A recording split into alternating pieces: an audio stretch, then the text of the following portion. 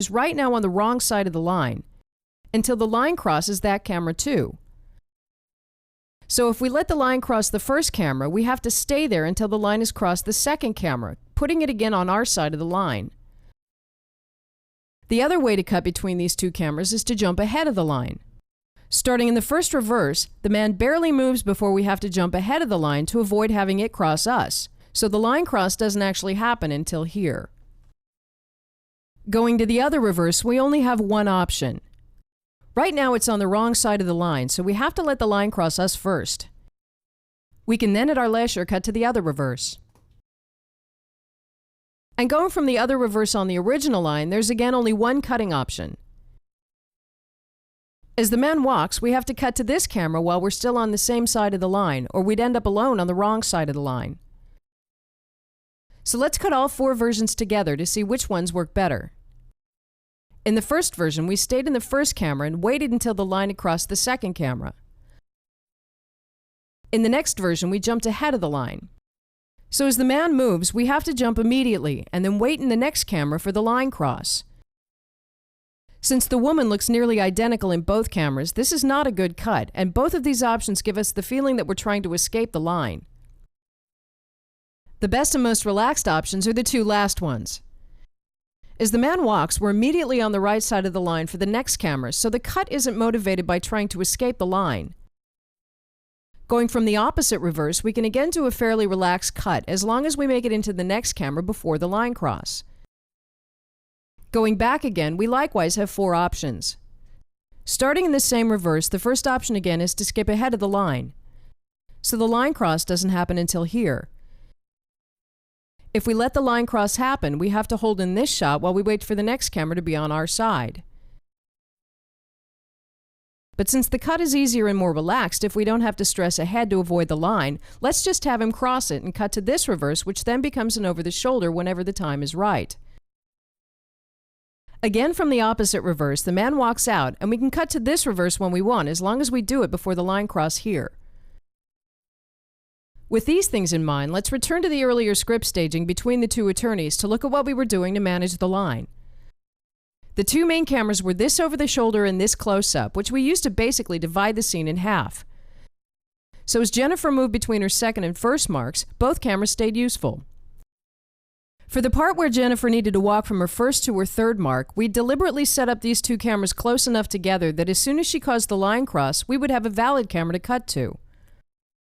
When she walked to her second mark in the middle, we made the choice to already be in one of these cameras so that all we'd have to do to complete the coverage was add a close-up on her, matching Damien's continuous close-up. Since we needed to get back into this camera to get her facial expression as she walked back to her first mark, we had to get back before the line crossed it, or we would have had no way to get there. Finally, as Damien left, we knew we were going to be in his close-up to cover him stopping on the way out, which is why we added the last close-up on Jennifer on this side of the line and at a matching distance. Unless we completely avoid having moving lines cross cameras, which of course works but also produces very flat blocking, we sometimes need to engineer scenes this precisely. Combined with the hinging and pivoting we have to do to manage the line for static dialogue, things can start to get pretty complicated, and almost everybody has at least some difficulty with this. But let's look at some techniques to make managing moving lines very easy.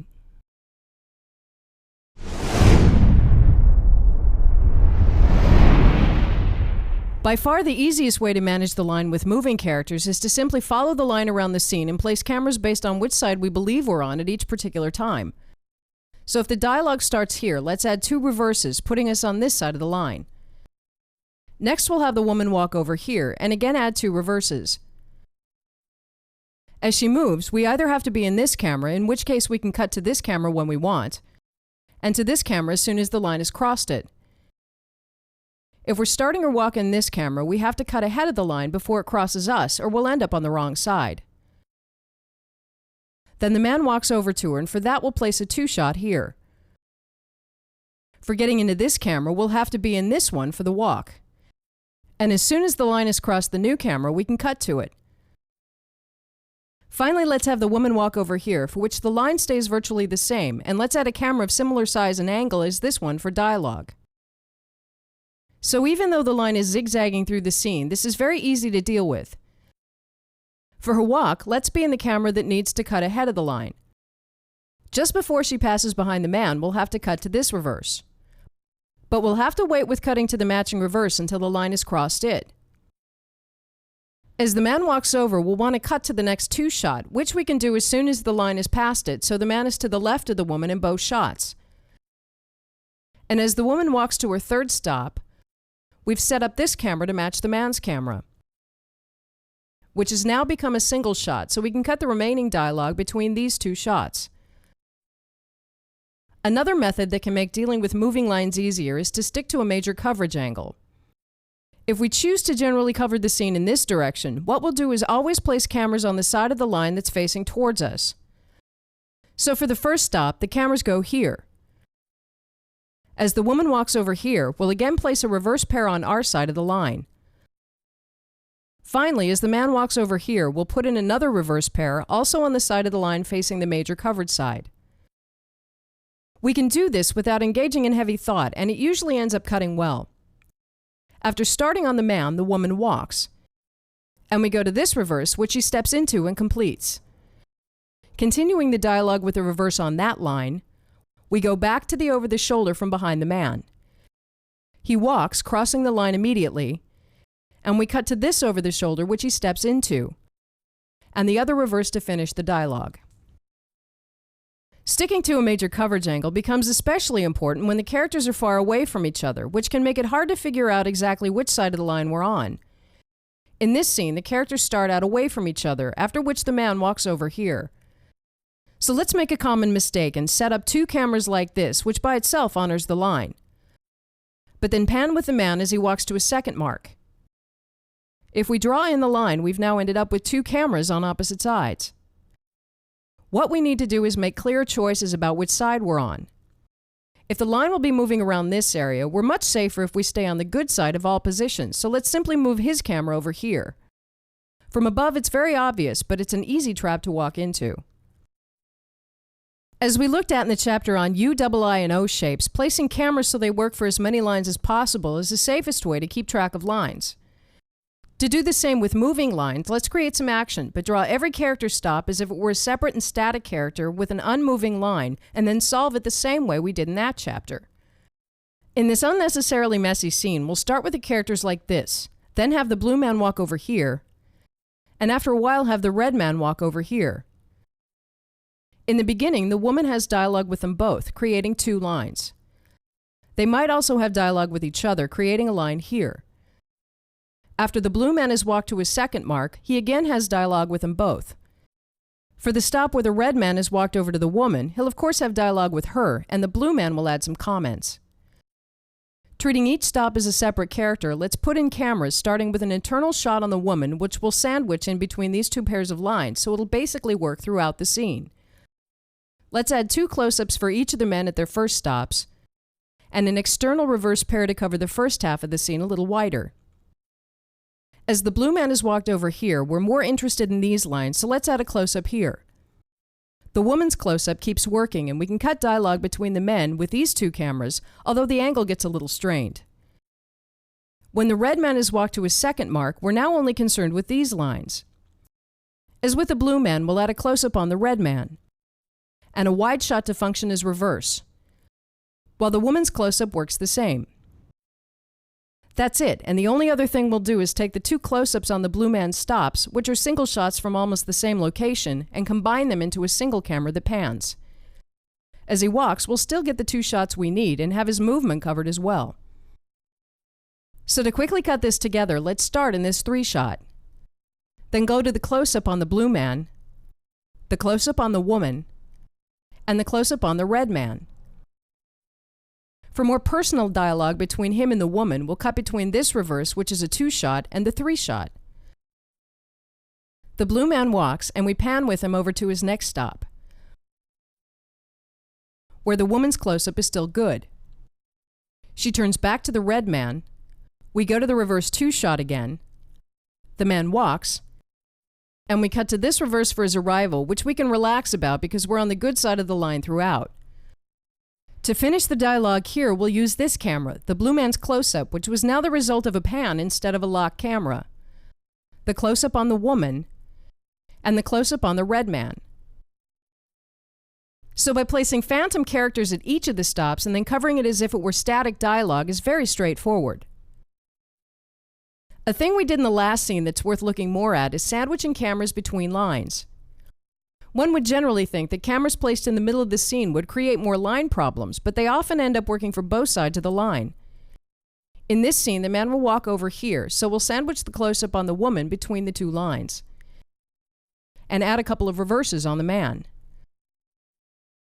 So starting in one of those reverses, we're in the close-up as the man walks to his second stop. With her camera between the lines, it works for both sides. This would also have solved the situation from before with the characters away from each other. If we'd drawn in the lines, we could have placed a single panning camera on the man and sandwiched her camera between the lines. The last thing we'll work with is to avoid what we'll call sweeping lines. To look at that, let's first look at a character moving between 2 points covered in 2 cameras. As he walks out of the first shot, he simply walks into the second, and we're fine because his walk creates a line here. But if we bring in a second character, we're suddenly dealing with a line going this way, and no matter how we set it up, we're going to have line problems. As the man walks out of the first shot, there's an immediate line cross and we're on the wrong side. But more than that, we have to hold in this camera until the line is past the other one. This can become a real head-scratcher.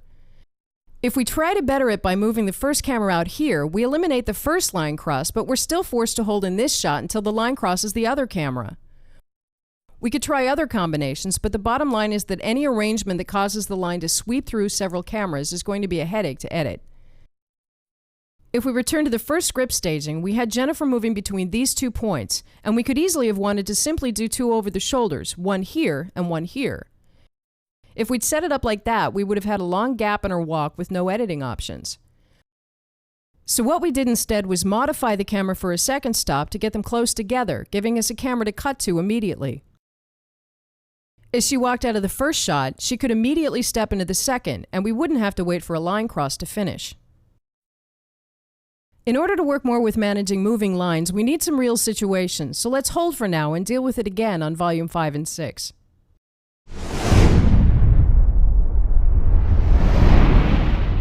For the remaining part of this volume, we'll work with creating the maximum amount of depth in the frame. A frame of film is inherently two-dimensional, and shots made without any consideration about depth often come across as flat and uninteresting. But depth doesn't come automatically, and we have to work at creating the illusion of it. However, it's also an extremely creative aspect of staging because it allows us to direct the attention in and out of the frame, which gives us a whole other means of expression. Before we get started on that, we need to look at a couple of things. First of all, depth is created by arranging shots in layers or planes. So while the characters may be in a middle plane, we're bringing in some extras for a background plane, a plant for a foreground plane, and a third character in an even closer foreground plane. This is a helpful way to look at it because the way we create attention shifts between depths is really by sliding planes in and out, as here where the third character steps in and out. So the plane actually exists before we slide it into the frame. Or by shifting focus between planes, or very often by doing both at the same time. Secondly, shifting focus or racking focus is both a necessary aspect of working with depth because it's usually impossible to keep the entire scene in focus at the same time, but it's also an aspect that looks so good it's often a goal in itself. However, a crucial distinction to make here is that all we should be concerned with is creating layers. When we're blocking, it's much too early to be concerned with focus, but if we make sure to block with an eye on depth, we can have focus be one of the last decisions we make minutes before shooting. This means that if we imagine a shot where we rack focus from a clock over on a character, all we should be concerned with is creating 2 layers. At the last minute before shooting, we can then decide on how and when to rack focus. This is better because it ensures that we're always going for the most meaningful compositions, and racking focus then simply becomes icing on the cake. So in the next chapters, we'll work exclusively with staging for depth, and then take the discussion on focus afterwards. Before we get into the really interesting ways to use depth, let's work with foreground and background planes. Many shots can be helped by either putting something in the foreground or by finding something to shoot through. Here we're bringing in a plant, but it could be anything, and it's usually much less intrusive than one would think because the focus on the characters will blur it out. We'll call this arbitrary foreground because it's almost irrelevant what it is. Here the characters are at a party, but let's bring some partygoers into the foreground, which helps the main characters blend in as well as enhances the depth. Here we framed a phone in the foreground as the man walks into the scene. Here we've placed a lamp in the foreground for no other reason than creating depth. But having it continue outside the frame also makes the scene part of a real world, as we looked at in the chapter on open and closed framings. The more foreground we put in, the more we often get the sense of hiding behind something. Here the branches simply create interesting foreground, but if we put them very close together, we get the classic stalker shot where we're really seeing the scene from a bad guy's POV. The other way to do this is to place cameras to get objects on the set into the foreground. Here the characters are having dialogue between some columns, and we could of course frame it like this, which is quite flat. So let's move over here to get one of the columns in the foreground. Here we're framing the car in the foreground. Or we could move over here to get the fence in the foreground too. When we're using fixed objects for foreground, it's best if we can work it out in advance so we can weave it into the camera plot without having to make big changes on the set. A more explicit way to create foreground is to create frames within the frame. This is a great framing tool even if we're not using it to get depth, as here where the character is standing in a doorway and on the same plane. But the same type of shot from outside a room uses the doorway to make a frame within the frame, with the edges of the doorway as arbitrary foreground, creating a separate layer. Frames within the frame very effectively direct our attention. Here we're shooting through a door that's barely open, and since there's nothing else to look at, that's where our attention goes. Returning to the shot with the columns in the foreground, we're really masking out part of the frame. If we mask it out more, we're deliberately directing our attention to the right. We can use anything to create a frame within the frame. Here we're using two characters to frame the third character in the background. Here we're framing the man inside the arm of the lamp. Here we're using a gap in the foreground created by the man to frame the woman in the background. Very overt use of foreground is best to plan ahead of time so it's built into the blocking. But we can very often simply modify a shot to create a frame within a frame with no particular impact on the camera plot, which is easily done on the set. Here we have a shot on a man working at a panel of computers, and the screens already provide decent foreground. But without really changing the blocking, we can instead frame the shot between the two screens, creating a frame and directing our attention towards the man. The last kind of foreground we'll look at for now is moving foreground. If we're shooting dialogue between the characters, it's very easy to create a plane of extras that occasionally pass through the shot and bring added depth. This really works the same with background, so if we start that plane moving too, we now have 3 layers of depth, 2 of them arbitrary. Whether it's foreground or background, it can be very effective to include extras in the blocking as if they were main characters, except that they have no function. To do that with foreground, the 2 men will have dialogue deeper into the scene, but we'll place an arbitrary character out front, which gives both depth and ambience. So the shot is framed to include her, even though she has no function in the scene. However, when we're placing a well-framed arbitrary character close to the camera, we often seem to imply a meaning and significance that might not be there. But as background, it's very decorative to incorporate extras into the blocking and use them to fill in gaps in the framing. Here we've set up for 2 character dialogue, and with that down, let's bring in a couple of extras as part of the framing. We've already been doing this habitually, as in this scene from Temporal Continuity where the woman walks in and we cut to the man's shot where we've built 2 extras into the framing. Or in this shot from the same chapter where the man steps into the shot. Or in this shot from Expanding and Contracting Time where we pan with the man as he walks in, having deliberately placed the extras in the background as part of the framing. This, of course, works just as well with props. In this shot from Motivations for Stopping, the woman leaves the conversation but stops on the way out. We've placed the piece of furniture in the background to fit with her stop to get a more deliberate framing.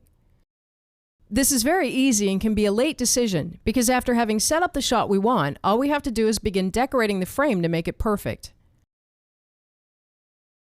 Lastly, we might not always have control over the background itself, in which case it makes sense to frame for the most pleasing part of it. In this scene, we're framing for the ocean, and the subtle movement from the waves will add a nice level to the shot.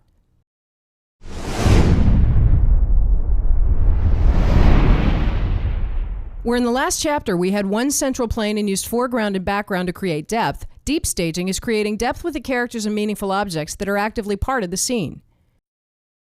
Deep staging creates very vivid and three-dimensional staging that's richer and more fun to watch because the shot takes longer to read, so it can stay on screen longer. As the eye scans the frame, we might start by looking at the man, then at the two characters here, then discover the blue woman in the background, and then discover the red woman's facial expression. Our attention goes to the man as he talks, then to the woman in the background for her dialogue, and we might take a quick glance at the extra. By now we'll have gone for half a minute without a single cut and without getting bored. In contrast, a single shot has only one layer and gets tired much faster. Deep staging shots are much more engaging because we capture more than one story in the same shot. As the men talk with each other, the woman is thinking about something else. By layering it instead of doing two separate shots, as we're trying to follow both stories at the same time, we're participating instead of just watching. What makes deep staging dynamic is that we're creating distinct layers of meaning. If the sign had been a bush, our eyes wouldn't be scanning in and out of the frame to read it. We could, of course, place everything on the same plane, but by using depth, we tell a story more clearly by showing the audience the distinct layers they need to be concerned with.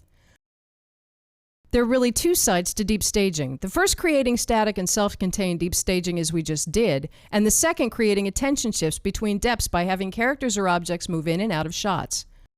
We'll split this over two chapters, starting with static deep staging.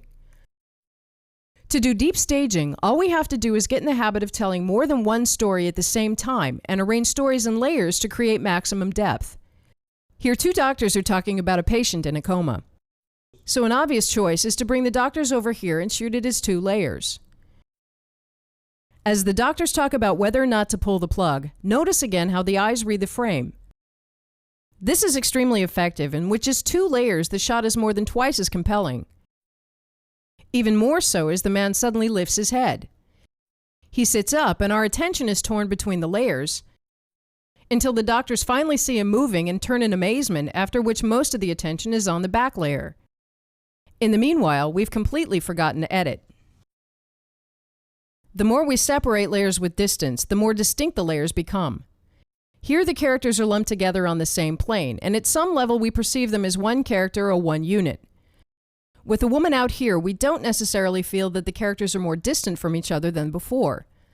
But we feel their emotions much more individually, which creates more tension or juxtaposition within the frame than if we'd done two separate shots, and is far more interesting.